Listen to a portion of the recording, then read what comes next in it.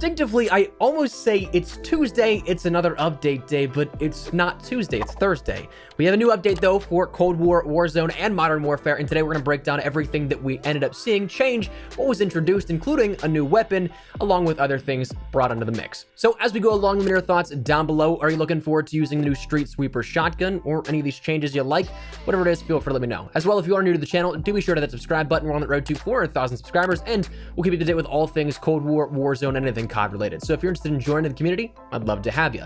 And also, as of today, I'll probably be live over on Twitch at some point tonight, so if you want to follow my Twitch channel and come hang out while we grind out probably Dark Ether, maybe playing a little bit of Warzone, we'll see what happens here. Links in the description below if you want to come hang out. But anyways, let's talk about this update. So let's start out with the playable content side of things, the things that were introduced firstly with Black Ops Cold War.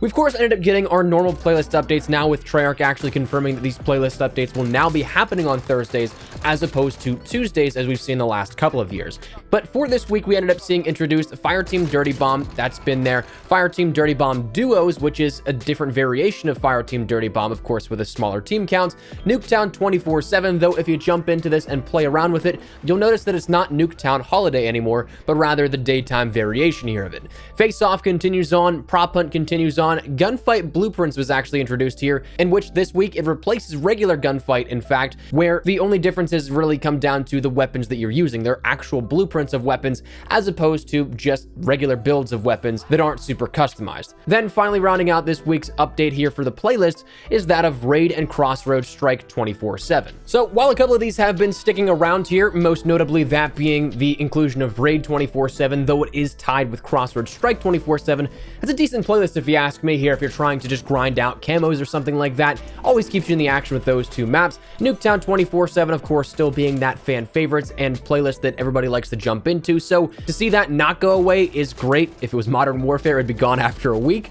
But there's a cool couple of different playlists here that I think are nice to jump into if you're playing Cold War. On the Cold War side of things, originating within the game, we actually saw that the Street Sweeper was added into play as well. A brand new weapon here coming along with this, both with organic unlock variations and also something you can buy in the shop for immediate use. But we'll get to that one in a second. To unlock it for free, though, it should be working now. Earlier, whenever it was launched within Warzone first, as opposed to Cold War, before the 10 a.m. Pacific time playlist refresh, it wasn't tracking properly, but should be now, in which you end up having the ability to get 3 kills with shotguns without dying in 15 different matches. Completing that challenge will unlock the Street Sweeper for you for free, so it may take some time to do so, but you can absolutely get it for free. Again, alternatively, you can get it in the shop, as we'll mention in just a little bit here, but the overall downside of that is that if the systems in place are the same as they were within Modern Warfare, you may not be able to customize it until you fully unlock the base weapon itself. So bear that in mind, that that is a possibility. But once unlocked, either via organic unlock or via the shop, you can use it across Cold War and Warzone.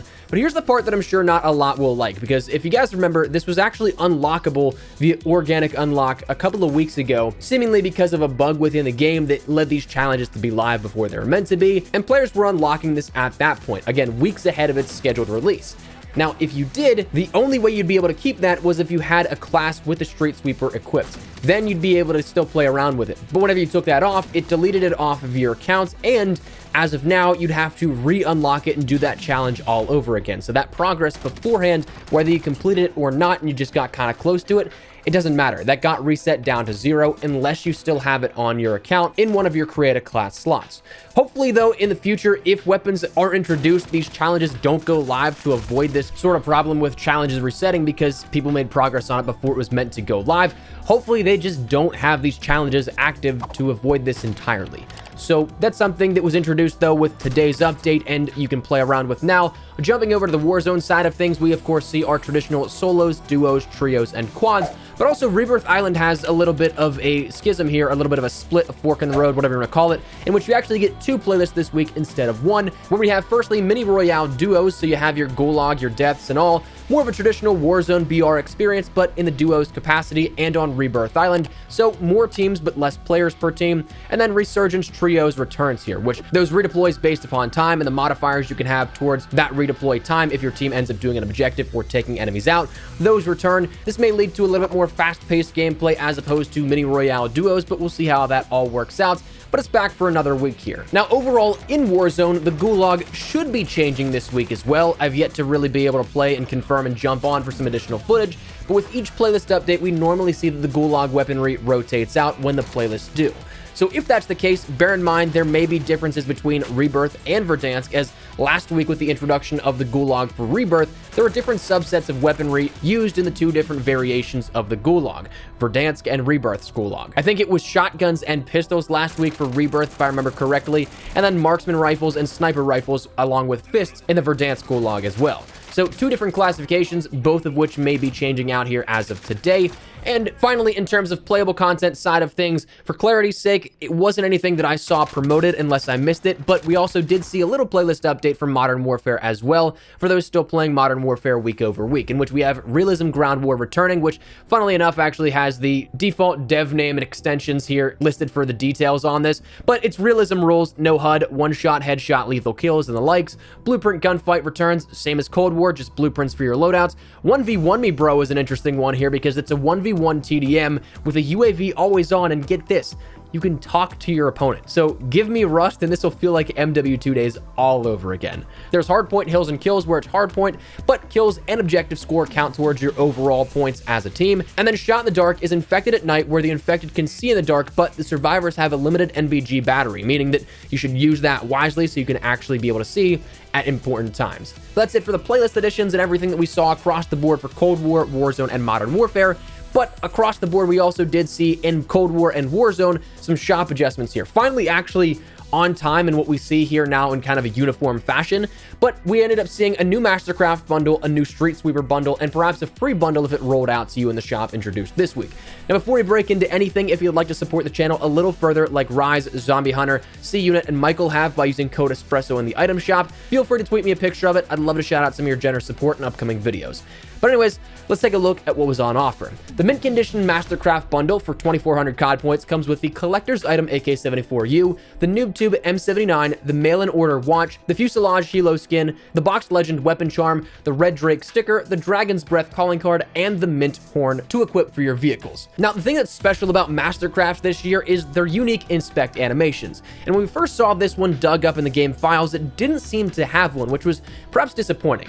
Now, this does actually have an inspect animation now that is unique to this weapon blueprint, where you hit the push button on the back of the body connecting the stock, and you'll do a little laser sight ADS effect. But is it as cool as the AK-47 that takes off like a rocket, or the coming Mastercraft of the FFAR that plays music via built-in tape deck? Unfortunately, I don't think so. This one's more of the minor ones that we'll see here introduced throughout Season 1, so bear that in mind, that it does have a unique inspect animation, but it's probably not the coolest that we'll see. The Shock Value bundle comes along for 1,200 COD points, in which that includes the Surge Protector Street Sweeper bundle, which will immediately unlock the weapon for play, but again, may still limit customization of the weapon in the attachment and gunsmith functionality. It comes with the Vandergraaf charm, the experimental weapon emblem, and the laser bolt sticker. Now, this is a good way, again, to get ahead on the Street Sweeper play if you don't want to spend time to unlock it, but also do be aware that you may not be able to customize it fully if the weapon shares the same systems as Modern Warfare. And then finally, introduced in the shop here was a free bundle. Who doesn't love free stuff? Doesn't come with anything major here, unfortunately, but you do end up getting the Missile Crisis calling card and a double weapon XP token that you can actually use probably to help your Street Sweeper and rank that up once you fully unlock it. But other than that, that's everything that we've seen change here throughout Cold War, Warzone, and Modern Warfare this week, within a new update going out across the board for all of them. So that's where we're going to wrap it up. So love to get your thoughts and feedback down there in the comment section down below. What do you guys think of these updates? Are you liking them so far? Have you liked what we've seen introduced this week? Have you played around with the Street Sweeper at all? Do you like the new Mastercraft? Whatever it is, feel free to let me know your thoughts down below. But hopefully enjoy the video. If you did, make sure you drop a like down below. And of course, if you are new to the channel, make sure you guys subscribe so you don't miss a single thing regarding all things Black Ops, Cold War, Warzone, and anything COD related. We'll keep you up to date with all of it. So if you're interested, hit that subscribe button. If you also want to follow me over on Twitter and Instagram, those are the best places to get connected outside of YouTube. Probably live on both those. So if you guys want to strike up a conversation, ask me a question, whatever it may be, that link is down there in the description below. That said, thanks so much for watching. My name is Espresso. I'll see you guys later. Take care and peace.